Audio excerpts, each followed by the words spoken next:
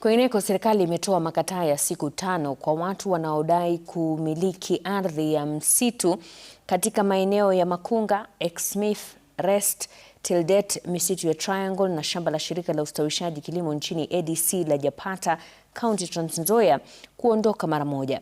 Hatua hiyo inalenga kutoa nafasi kwa mazungumzo ya maridhiano na kutafuta suluhu ya kudumu ya mgogoro wa ardhi uliodumu kwa muda mrefu. Akizungumza kwa kikao cha kushirikisha umma kilichofanyika eneo la Gitwamba, kamishna wa kaunti hiyo ya Trans Nzoia Gideon Oyagi ametoa onyo kali kwa watu wanaomiliki silaha haramu kwa kisingizio cha kulinda ardhi hiyo. Oyagi amewataka wahusika kusalimisha silaha hizo mara moja kwa vyombo vya usalama, akisema watakaokaidi agizo hilo watachukuliwa hatua kali kwa mujibu wa sheria. Ndio sababu tumesema toka nje tuzungumuze kama serikali, mtuambie huu msitu ambao huko gazetted mpaka saa hii, this is gazetted forest, ni siku gani huu msitu ulikuja ukawa wenu?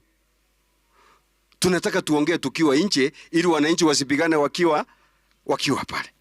Na uchumbe wale wako pale ndani na wako na bunduki, rudisha hiyo bunduki haraka sana kabla hatujaanza kusanya hizo bunduki.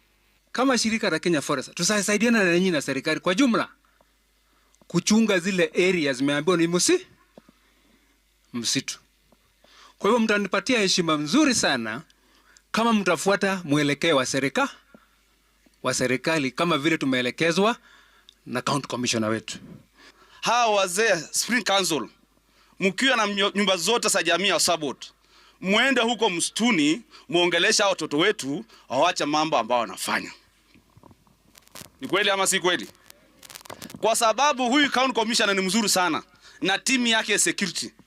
Leo hangekuja kuongea na nyinyi, angeingia huko ndani adina wahalifu.